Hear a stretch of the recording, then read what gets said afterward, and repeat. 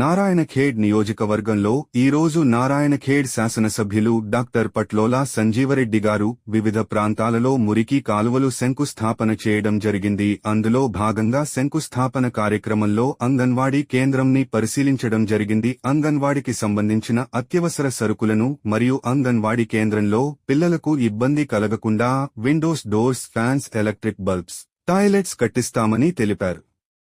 ఇందులో భాగంగా Khed municipal chairman, vice chairman, కౌన్సిలర్లు, మండల నాయకులు, ఇతరులు పాల్గొన్నారు.